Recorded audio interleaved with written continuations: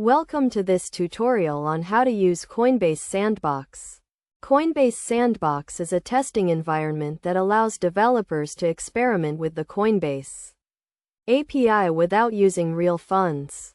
To get started, you need to create a Coinbase account and apply for a developer account.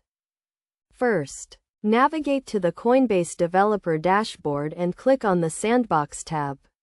Here, you will find your API key and API secret, which are used to authenticate your requests to the Coinbase API. Make sure to keep these credentials secure, as they grant access to your Sandbox account. Next, choose the programming language you want to use to interact with the Coinbase API. Coinbase provides libraries for several languages, including Python, Java, and Ruby. For this example, we will use Python. Install the Coinbase library using pip, then import it into your project. Now, let's create a new user in the Sandbox environment. Use the API key and API secret to authenticate your request. Then send a post request to the user's endpoint with the required information, such as name and email.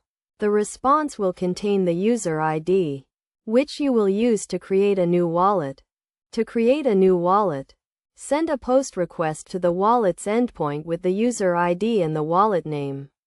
The response will contain the wallet ID, which you can use to send and receive funds.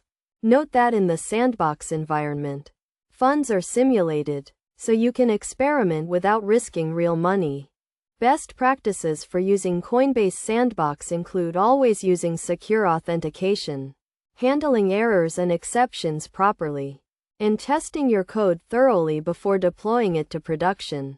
By following these steps and guidelines, you can effectively use Coinbase Sandbox to develop and test your cryptocurrency applications.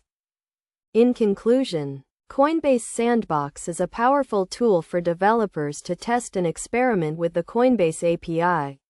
By creating a developer account, authenticating your requests, and using the Coinbase library, you can create users, wallets, and send funds in a simulated environment. Remember to follow best practices to ensure the security and reliability of your applications.